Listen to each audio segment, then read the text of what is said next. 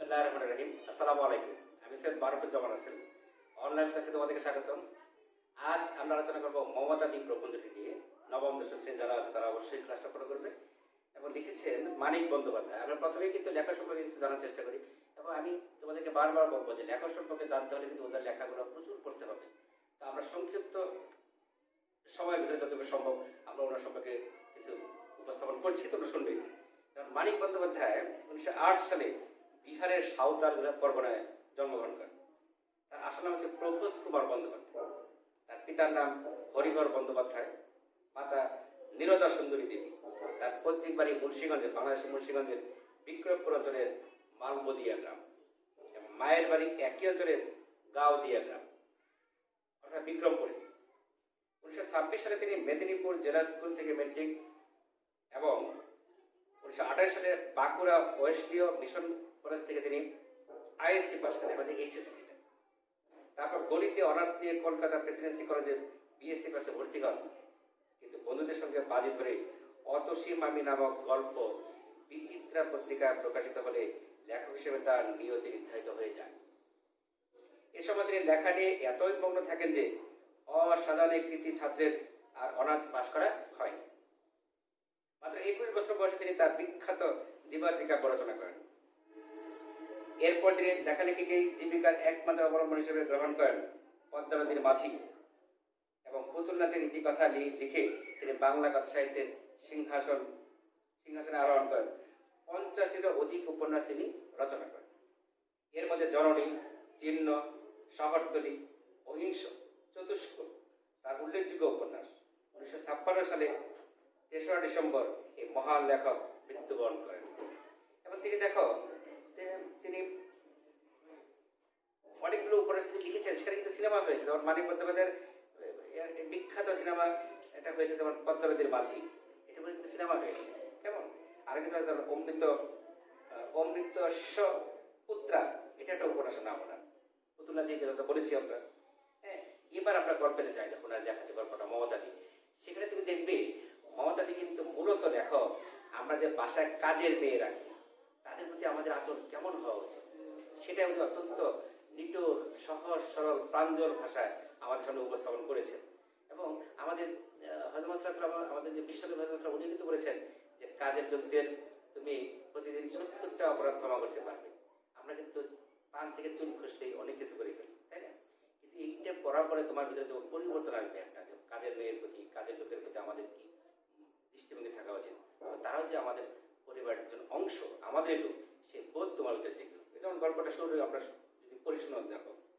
শীতের সকাল, রোদে বসে আমি স্কুলের পড়া পড়ছি, মা কাছে বসে ফুলকপি কুটছেন। সে এসেই বলল, আপনার রান্নার জন্য লোক রাখবেন? আমি ছোট ছেলে মেয়েও রাখবো। নিঃসংকোচ আবেদন। বোঝা গেল সংকোচ অনেক ছিল, প্রাণপণ চেষ্টা অতিরিক্ত জয় করে ফেলেছি। তাই যেটুকু সংকোচ নিতান্ত থাকা উচিত তাও এর নেই। বয়স আর কত হবে? বয়স 23। পরনে সেলাই করা ময়লা শাড়ি, পাটা বিবর্ণ লাল, সীমান্ত পর্যন্ত ঘোমটা, ঈষৎ বিষণ্ণ মুখে গাঢ় শ্রান্তির ছায়া, স্থির অচঞ্চল দুটি চোখ, কপালে একটি ক্ষতচিহ্ন আন্দাজে করা টিপের মতো। মা বললেন, তুমি রাঁধুনি? চমকে তার মুখ লাল হলো। সে চমক ও লালিমার বার্তা বোধ হয় মা হৃদয়ে বসল। কোমল স্বরে বললেন, বসো বাছা। এই দেখো কেন সে চমকে গেল, কার সে তো কোনোদিন রাঁধুনি ছিল না। এই কাজের মেয়ে দেখবে, সে কিন্তু ব্রাহ্মণ পরিবারের সন্তান। আগেকার দিনে ব্রাহ্মণ মেয়েরা যারা গরিব হয়ে যেত তারা অন্যের বাসায় রান্নাবান্না কাজ দিত, তাদেরকে বামুন্দি বলা হতো। আর যে সমস্ত পুরুষরা গরিব হয়ে যেত ব্রাহ্মণ, তারা পূজা অর্চনার দায়িত্ব নিত বিভিন্ন ভাষায়। তো এই জন্য সে চমকে গিয়েছিল প্রথমে। সে বসল না, অনাবশ্যক জোর দিয়ে বলো, হ্যাঁ আমি রাঁধুনি, আমায় রাখবেন? আমি রান্না ছাড়া ছোট ছোট কাজও করব। মা তাকে জেরা করলেন। দেখলাম সে ভারী চাপা। মার প্রশ্নের ছাকা জবাব দিল, নিজে থেকে একটি কথাও বেশি করো না। সে বলল, তার নাম মমতা। আমাদের বাড়ি থেকে খানিক দূরে জীবনময়ের গলি, গলির ভিতরে 27 নম্বরের বাড়ি, একতলা সে থাকে। তার স্বামী আছে আর একটি ছেলে। স্বামীর চাকরি নেই 4 মাস, সংসার আর চলে না। সে তাই পর্দা ঠেলে উপার্জনের জন্য বাইরে এসেছে। এই তার প্রথম চাকরি। মাইনে সে তা জানে না। দুবেলা রেঁধে দিয়ে যাবে, কিন্তু খাবে না। 15 টাকা মাইনে ঠিক হলো। সে বোধ হয় টাকা 12 আশা করেছিল। কৃতজ্ঞতা দু চোখ সজল হয়ে উঠল, কিন্তু সমস্তটুকু কৃতজ্ঞতা সে নীরবেই প্রকাশ করলো, কথা বলল না। তাহলে দেখো, এই যে এই পরিবারটা তো অসাধারণ, যেখানে কাজের লোকটি আশা করছে যে হয়তো 12 টাকা চাবে সে, কিন্তু ওই পরিবার কিন্তু আগেই তাকে 15 টাকা নির্ধারণ করে দিয়েছে। এবং পরিবারের কেমন হওয়া উচিত তুমি দেখো, আমাদের আচরণ কেমন হওয়া উচিত। মা বললেন, আচ্ছা তুমি কাল সকালে এসো। ঠিক এসো। সে মাথা হেলিয়ে সম্মতি জানিয়ে তৎক্ষণাৎ চলে গেল। আমি গেটের কাছে তাকে পাকড়াও করলাম। আমি মনে লেখো না বর্ণনা দিচ্ছি, শোনো এখনই যাচ্ছ কেন? রান্নাঘর দেখবে না? আমি দেখিয়ে দিচ্ছি, এসো। কাল দেখবো বলে সে 1 সেকেন্ড দাঁড়ানো, আমার তুচ্ছ করে দিয়ে চলে গেল। ওকে আমার ভালো লেগেছিল। ওর সঙ্গে কথা কইবার জন্য ব্যস্ত হয়ে উঠলাম। তবু আমি ক্ষুণ্ণ হয়ে মার কাছে গেলাম, একটু বিস্মিত হয়ে। যার অমন মিষ্টি গলা, চোখে মুখে যার উপচে পড়া স্নেহ, তার ব্যবহার এমন রূঢ়। আসলে কিন্তু ব্যবহার রূঢ় না, কিন্তু তাৎক্ষণিকভাবে তো সে যেটা ভদ্র করে মেয়ে, সে তো ওই লেখকের কথা কিন্তু সে আসেনি, সে চলে গেছে, বলছে কালকে কথা বলবো। মা বললেন, পিছনে ছুটেছিলি বুঝি ভাব করতে? ভাবিস না, তোকে খুব ভালোবাসবে। বারবার তোর দিকে এমন করে তাকাচ্ছিল, শুনে খুশি হলাম। রাধুনী পদপ্রার্থীর স্নেহ সেদিন অমন কাম্য মানব হয়েছিল কেন বলতে পারি না। পরদিন সে কাজে এলো, নীরবে নত মুখে কাজ করে গেল। যে বিষয়ে উপদেশ পেল পালন করলো, যে বিষয়ে উপদেশ পেল না নিজের বুদ্ধি খাটিয়ে সুন্দরভাবে সম্পন্ন করলো। অনর্থক প্রশ্ন করলো না, নির্দেশের অভাবে কোনো কাজ ফেলে রাখলো না। সে যেন বহুদিন এ বাড়িতে কাজ করছে, বিনা আড়ম্বরে। এমনি নিখুঁত হলো তার কাজ। কাজের শৃঙ্খলা এবং ক্ষিপ্রতা দেখে সকলে তো খুশি হলেন। মার ভবিষ্যৎবাণী সফল করে সে যে আমাকে খুব ভালোবাসবে তার কোনো লক্ষণ না দেখে আমি হলাম ক্ষুণ্ণ। মানে লেখক তো চাচ্ছে এখনই তার সাথে কথা বলবে, এখন সে ভাব জমাবে, কিন্তু এই কাজের মেয়ে তো অত্যন্ত ভদ্র করে একটা মেয়ে, সে সহজে তো ভাব জমাচ্ছে না। পরিবেশ পরিস্থিতি বুঝেই তো সে জমাবে, অবশেষে জমিয়েছে। দেখো লেখক কি করছে, দেখো 2বার খাবার জল চাইলাম, 4-5 বার রান্নাঘরে গিয়ে দাঁড়ালাম, কিন্তু কিছুতেই সে আমায় ভালোবাসলো না, বরং রীতিমতো উপেক্ষা করল। শুধু আমাকে নয়, সকলকে। মানে আসলে সে তো এসছে কাজ করতে, সে অতিরিক্ত কিন্তু দেখাচ্ছে না। কাজগুলো সে আপনার করে এলো, মানুষগুলোর দিকে ফিরেও তাকালো না। মার সঙ্গে বিদেশের 2-1টি দরকারি কথা বলা ছাড়া 6টা থেকে বেলা 10:30 অবধি একবার কাশির শব্দ বন্ধ করলো না। সে যেন ছায়াময়ী মানবী, ছায়ার মতোই লাড়িমায় ঐশ্বর্য মহিয়সী, কিন্তু ধরা ছোঁয়ার অতীত, শব্দহীন, অনুভূতিহীন, নির্বিকার। রাগ করে আমি স্কুলে চলে গেলাম। সে কি করে জানবে মাইনে করা রাধুনির দূরে থাকাটাই সকলে তার কাছে আশা করছে না? তার সঙ্গে কথা কবার জন্য বাড়ির ছোট কর্তা ছটফট করছে। কার কথা বলছে? লেখকের কথা বলছে। সপ্তাহখানে নিজের নতুন অবস্থায় অভ্যস্ত হয়ে যাওয়ার পর সে আমার সঙ্গে ভাব করল। দেখো ভাবটাও কি চমৎকার। আর কিছুদিন কুটুম এসেছিল, সঙ্গে ছিল 1 গাদা রসগোল্লা আর সন্দেশ। প্রকাশ্য ভাগটা প্রকাশ্য খেয়ে ভাড়ার করে, মানে যেখানে খাবার রাখা হচ্ছে, গোপন ভাগটা মুখে পুড়ে চলেছি। কোথা থেকে সে এসে খপ করে হাত ধরে ফেললো। রাগ করে মুখের দিকে তাকাতে সে এমনভাবে হাসলো যে লজ্জা পেলাম। বললো, দরজার পাশ থেকে দেখছিলাম আর কটা খাচ্ছ গুনছিলাম। যা খেয়েছ তাতেই বোধ হয় অসুখ হবে, আর খেও না। কেমন ভৎসনা নয়, আবেদন। মার কাছে ধরা পড়লে বকুনি খেতাম এবং এক খাবলা খাবার তুলে নিয়ে ছুটে পালাতাম। এর আমাদের হাতের খাবার ফেলে দিলাম। সে বলল, লক্ষ্মী ছেলে, এসো জল খা। এটা কি চমৎকার আচরণ, তাই না? বাড়ির সকলে কুটুম নিয়ে অন্যত ব্যস্ত ছিল। জল খেয়ে আমি রান্নাঘরে আসন পেতে তার কাছে বসলাম। এতদিন তার গম্ভীর মুখে শুধু দেখেছিলাম, আজ প্রথম দেখলাম সে নিজের মনে হাসছে। কার কথা বলছে? মমতাদির কথা বলছে। আমি বললাম, বামন্দি। সে চমকে হাসি বন্ধ করলো, এমনভাবে আমার দিকে তাকালো যে আমি তাকে গাল দিয়েছি বুঝতে না পেরেও অপ্রতিভ হলাম। আসলে বামন্দি বলেছে তো ঠিকই আছে, কারণ ব্রাহ্মণ কন্যা, আগেকার দিনে ব্রাহ্মণ কন্যারা দরিদ্র হলে বাড়িতে কাজের রান্না বান্নার দায়িত্ব, তাদেরকে বামন্দি বলা হতো। কিন্তু এই মহিলা, সে কিন্তু পরিবারে একজন হতে চাচ্ছে। দেখো তারও আচরণ কি অসাধারণ। কি হলো বামন্দি? সেই ওদিক তাকালো, ডালে খানিকটা নুন ঠেলে দিয়ে হঠাৎ আমার গা ঘেসে বসে পড়লো। গম্ভীর মুখে বলল, আমার বামন্দি বলো না খোকা, শুধু দিদি বলো। তোমার মা রাগ করবেন দিদি বললে? আমি মাথা নাড়লাম। সে ছোট এক নিঃশ্বাস ফেলে আমাকে এত কাছে টেনে এলো যে আমার প্রথম ভারী লজ্জা করতে লাগলো। তারপর মতো সে ছোট মানুষ ঠিক আছে, কিন্তু কিন্তু বড় হয়ে গেছে। তারপর কিছুক্ষণ আমাদের যে গল্প চললো, সে অপূর্ব কথোপকথন মনে করে লিখতে পারলে সাহিত্যে না হোক আমার কাছে সবচেয়ে মূল্যবান লেখা হয়ে উঠত। মানে তখনকার যে আচরণগুলো ছিল, এত গভীর সম্পর্কটা ছিল। কিন্তু এখন উনি লেখক বলতেছে যে এখন যদি আমি লিখতাম তাহলে তো একটা উপন্যাস হয়ে যেত, বড় কিছু কাহিনী লিখতে পারতাম। হঠাৎ মা এলেন, সে দু হাতে আমাকে একরকম জড়িয়েই ধরেছিল।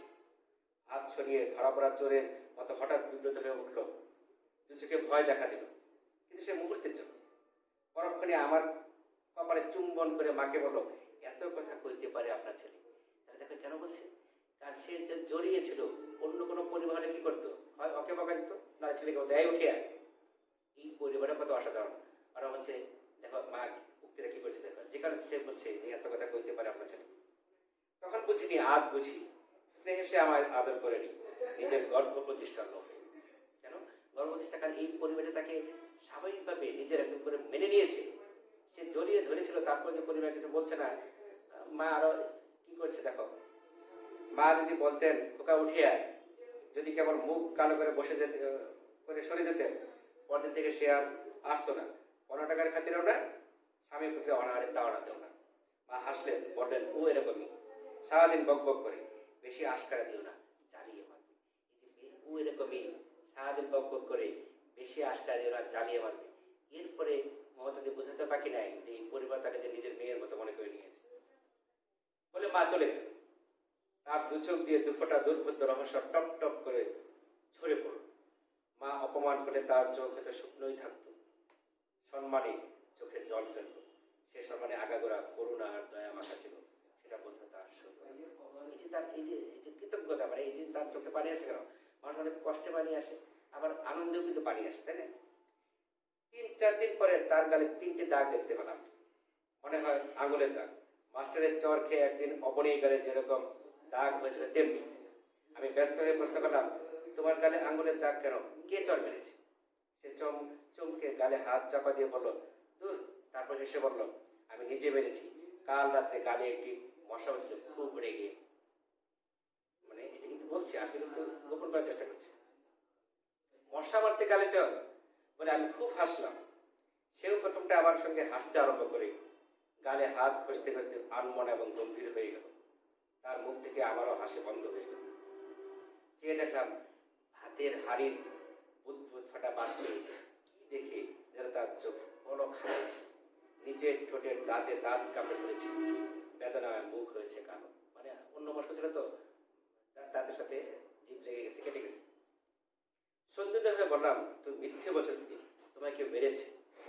সে হঠাৎ কাঁদে কাঁদে হয়ে বলল, না ভাই না, সত্যি বলছি না।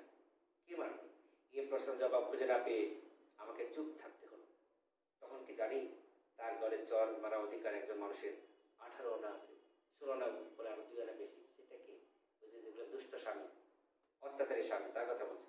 কিন্তু চর যে কেউ একজন মেরেছে সে বিষয়ে আমার সন্দেহ খুঁজল। শুধু দাগ নয়, তার মুখ চোখের ভাব, তার কথার সুর, সমস্ত আমার কাছে ও কথা ঘোষণা করে দিল।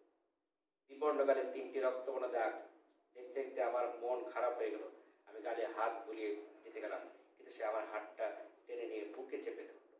চুপি চুপি বলল, কারো কাছে যা পায় না তুমি তা দেবে কেন? অর্থাৎ এই সোয়াল তো দেওয়ার কথা তার স্বামী। এই ছেলে হয়তো বুঝে হোক না বুঝে হোক সে এরকম আচরণ করছে। আমি অবাক হয়ে বললাম, কি দিলাম আমি? এই প্রশ্নের জবাব পেলাম না। হঠাৎ সে তরকারি নামাতে ভারী ব্যস্ত হয়ে পড়ল। পিড়িতে বসা মাত্র খোপা খুলে পিঠ ভাসিয়ে এক রাশি চুল মেঝে পর্যন্ত ছড়িয়ে পড়ল। কি এক অন্ধকার রহস্যের আলে সে নিজেকে লুকিয়ে ফেলল। মমতাদির কথা বলছে। রহস্য বই কি? গালের চরের দাগ, চিরদিন যে ধৈর্যময়ী ও শান্ত, তার বেকুল কাতরতা, ফিস ফিস করে ছোট ছেলেকে শোনানো, কার ভাই যা পায় না তুমি তা দেবে কেন? বুদ্ধির পরিমাণের তুলনায় এর চেয়ে বড় রহস্য আমার জীবনে কখনো দেখা দেয়নি। ভেবে চিন্তে আমি তার চোখগুলো নিয়ে বেনি পাকাবার চেষ্টা আরম্ভ করে দিলাম। আমার আশা পূর্ণ হলো। সে মুখ ফিরিয়ে হেসে রহস্যের ঘুমটা খুলে সহজ মানুষ। তার মানে দেখো, একেবারেই এই যে ভালোবাসা বলো, সোহাগ বলো, এটা তো স্বামী দেওয়ার কথা। এই যে কারো কাছে পায় না তুমি তা দেবে কেন? তখন তো ছেলের বয়স কম, এখন না সে ওই যখন কল্পনা করে জিনিসগুলো ভাবছে যে আসলে কি চেয়েছিল মমতা। বিকেলে আমি জিজ্ঞেস করলাম, আচ্ছা তোমার পরের চাকরি হলে তুমি কি করবে? তুমি কি করতে পারো? ঘরে লুট দেবো? তোমার সন্দেশ খাওয়াবো, হরিমণিকে দেবতা হরিনাম খাওয়ানো। তা বলছি না, তোমার বাড়ির চাকরি নেই বলে আমাদের বাড়ি কাজ করছো, তার চাকরি হলে করবে না? সে হাসলো, করবো, এখন করছে যে। তোমার বরের চাকরি হয়েছে বলে সে গম্ভীর হয়ে গেল। আসলে বরের চাকরি হয়েছে, কিন্তু তখন মার কাছে গিয়ে বলছে ছেলে যে, বা খুশিতে বলছে, মা দিদির চাকরি হয়েছে।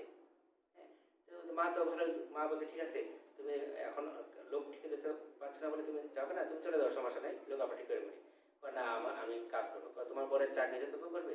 ওকে হ্যাঁ, আমার কাজ কি ভালো হচ্ছে না? তখন মা বলছে, দেখো যে ও কথা তোমার ঘোর শত্রু বলতে পারবে না, তোমার কাজ বলছে না। এবং তোমার প্রতি আমাদের তো মায়া জন্মে গেছে, কিন্তু তোমার বরের চাকরি হয়েছে। কিন্তু মা তো ধারণা ছিল যে ভদ্রঘরের মেয়ে চাকরি নিয়েছে অভাবে, এখন অভাব মিটে যাবে, বরের চাকরি হয়েছে। কিন্তু মমতা দি তো এখানে পরিবারের মধ্যে মিশে গেছে। আবার চাকরি কতটুকু হয়েছে বলছে হয়েছে, কিন্তু স্বামী যেহেতু ভালো না, উনি বলছে না চাকরি করবে। তখন দেখো তার চাকরি 1 মাস বোধহয় পূর্ণ হয়নি। একদিন স্কুল থেকে বাড়ি ফেরবার সময় দেখলাম জীবনময়ের গলির করে ফেরিওয়ালার কাছে কমলা লেবু কিনছে। সঙ্গে নেবার ইচ্ছে নেই, টের পেয়েও একরকম জোর করে বাড়ি দেখতে গেলাম। দুটি লেবু কিনে আমার সঙ্গে নিয়ে সে গলিতে ঢুকলো। বিশ্রী নোংরা গলি, কে যে ঠাট্টা করে জমানের পর্দার নাম জীবনময়ের লেন রেখেছিল, ওইটা আস্ত ইট দিয়ে বাঁধানো, পায়ে পায়ে ক্ষয় হয়ে গেছে। দুদিকের বাড়ির চাপে অন্ধকার, এখানে ওখানে আবর্জনা জমা করা একটা দূষিত চাপা গন্ধ, অর্থাৎ একদম পুরান ঢাকার মতো গিঞ্জি গিঞ্জি বাড়ি। হ্যাঁ, দেখবে পড়ার পরে আসে তার ঘরে আলো বাতাসের দীনতা ছিল, মানে কি আলো যদিও কিছুটা আসে, কিন্তু বাতাস তো আসবে না, কারণ ওয়াল একদম কাছাকাছি, ওয়াল তো বাতাস আসবে সুযোগ নেই। আচ্ছা, তারপর দেখো আমি সম্মিলিত হয়ে তার সঙ্গে চলতে লাগলাম। সে বলল, মনে হয় পাতালে চলেছ না? 27 নম্বরের বাড়ির দোতলা নিশ্চয়, কিন্তু যত ক্ষুদ্র দোতলা হওয়া সম্ভব। সদর দরজার পরেই ছোট একটা উঠান, মাঝামাঝি কাঠের প্রাচীর দিয়ে দুভাগ করা। নিচে ঘরের সংখ্যা বোধ হয় 4, কারণ মমতাকে আমার যে ভাগে নিয়ে গেল সেখানে দুখানা ছোট ছোট কুঠুরির বেশি কিছু আবিষ্কার করতে পারলাম না। ঘরের সঙ্গে 2 হাত চওড়া একটা রোয়াক, মানে বারান্দা, এক পাশে 1 শীট করগেট আয়রনের ছাদ এবং চটের বেড়া অস্থায়ী রান্নাঘর। চটগুলি কয়লা ধোয়া কয়লা বর্ণ পেয়েছে। সে আমাকে সবার ঘরে নিয়ে গিয়ে টুলে বসলো। খেয়াল কর, প্রথম কিন্তু বসলো টুলে। ঘরে 2টি জানালা আছে, সম্ভবত সেই কারণে শোবার ঘর করে অন্য ঘর বানাচ্ছে বেশি মান দেওয়া হয়েছে। কিন্তু জানলা দুটির এমনই অবস্থা যে আলো যদিও কিছু আসে, বাতাসে আসা যাওয়া একেবারে অসম্ভব, কারণ একদম কিঞ্জি। সুতরাং পক্ষপাতি যে খুব জোর কারণ ছিল তা বলা যায় না। সংসারের সমস্ত জিনিসই কিন্তু এক ঘরে ঠাঁই পেয়েছে। মানে এখন যে গরিব মানুষ 2টা রুম, এই ঘরে সব কিছু রেখেছে, আর জিনিসগুলো তো পুরোনো কম দামে জিনিস, যে ঠাসা, যেখানে সৌন্দর্য দেখাচ্ছিল না, সব কম দামে শ্রীহীন জিনিস। এই শ্রীহীনতার জন্য সযত্নে গুছিয়ে রাখা সত্ত্বেও মনে হচ্ছে বিশৃঙ্খলতার অন্ত নেই। অন্ত হলে হয়তো আরো জিনিস আছে। ঘরে একটা করে পাশাপাশি 2টি ট্রাঙ্ক, 2টির রং চটে গেছে, একটি তালা ভাঙা। এর দুই কোণের মাঝামাঝি দেওয়ালে ঘেঁষে পাতা একটি ভাঙা টেবিল, আগাগোড়া দড়ির ব্যান্ডেজের জোরে কোনো মতে দাঁড়িয়ে আছে, মানে দড়ি দিয়ে আটকে রেখেছে। টেবিলে কয়েকটা বই খাতা, একটি অল্প দামি টাইম পিস, কয়েকটা ওষুধের শিশি, একটা মেরামত করা আরসি, কয়েকটা ভাঁজ করা সংবাদপত্র, এইসব টুকিটাকি জিনিস। টেবিলে উঠতে দেয়ালে গর্তে তাকে কতগুলো বই। আর কি জিনিস ছিল, একটি বছর 5-এর ছেলে, অর্থাৎ মমতাদের একটা ছেলে আছে। চৌকিতে শুধু মাদুরের উপর উপুর হয়ে সে ঘুমিয়েছিল। মমতাদের ঘরে ঢুকে ব্যস্ত হয়ে ছেলেটি গায়ে হাত দিল, তারপর গোটানো বিছানার ভেতর থেকে লেপ এবং বালিশ টেনে বার করলো। সন্দেহপূর্ণ ছেলেটি মাথা তোলে তলে বালিশ দিয়ে লেপ দিয়ে গা ঢেকে দিল। বলল, কাল সারা রাত পেটের ব্যথায় নিজেও ঘুমানি, আমাকেও ঘুমোতে দেয়। উনি তো রাগ করে, কই তুমি লেবু খেলেন? এই যে রাগ করে মানে কি, স্বামীর কথা বলছে। আমি একটু লেবু খেলাম। সে চুপ করে খাওয়া দেখে বলল, মুড়ি ছাড়া ঘরে কিছু নেই, দোকানে বিষও দেবো না, একটু লেবু খাওয়াতে তোমাকে ডেকে আনলাম। কমলা লেবু 2টি এনেছিল, কিন্তু ছেলেকে খাওয়াতে। আমি বললাম, 8 লেবু খাবো দিদি। সে হেসে লেবু দিল, বলল, কৃতার্থ হলাম, সবাই যদি তোমার মতো ভালোবাসতো। অর্থাৎ কাজের লোকটা তো খুশি, কেন তাকে একদম নিজের পরিবার মতো মেনে গেছে। ঘরে আলো বাতাসের দীনতা ছিল। খানিক পরে সে আমার বাইরে রুয়াকে মাদুর পেতে বসালো। কথা বলার সঙ্গে সংসারে কয়েকটা কাজ যোগ করে নিল। যেমন ধরো, ঘর ঝাড় দিল, কড়াই মাজলো, পানি তুললো, তারপর মশলা বাড়তে বসলো। হঠাৎ বললো, তুমি এবার বাড়ি যাও ভাই, তোমায় খিদে পেয়েছে। এখন যদি আপনার কিছু শব্দ তুমি দিকে দেখো, বাছা, বৎস বা অপবয়সী সন্তান, তাই না? অনর্ব মানে কি, জাক জমকহীন, অপ্রতিভ মানে অপ্রস্তুত, হরিণ মানে কি? ছড়িয়ে ছিটিয়ে দান করা। কেমন? সংকীর্তনের পর হরিণ নামে যেভাবে বাতাসা ছড়ানো হয়। এবং এই গল্পটা কিন্তু ওনার মানবদেবদের সরীসৃপ গ্রন্থ থেকে নেওয়া হয়েছে। এই গ্রন্থটা প্রকাশিত হয়েছিল 1939 সালে। তাহলে দেখো, স্কুল পড়িয়া একটি ছেলে একটা কাজের মেয়ের প্রতি কেমন আচরণ করেছে, এবং সে কিন্তু ভাইয়ের মর্যাদা পেয়েছে। আবার এই কাজের মেয়েটার কিন্তু সংসারে বোনের মর্যাদা পেয়েছে, মেয়ের মর্যাদা পেয়েছে। এই যে লিটল একটা বর্ণনা, কি অসাধারণ একটা বর্ণনা উনি দিয়েছেন লেখক আমাদের সামনে। মনে রাখবে, কাজের মানুষের প্রতি যখন তোমার বাসায় কাজ করবে, মনে করবে তোমারই একটা ভাই বা বোন, সে তাকে সেভাবেই আচরণটা করবে। কেমন? কারণ আমাদের নবী যেতে বলেছেন, মানুষকে মানুষ হিসেবে গ্রহণ করবে, অন্য কিছু। অনেক ভালো থাকো, সুস্থ থাকো, আল্লাহ হাফেজ।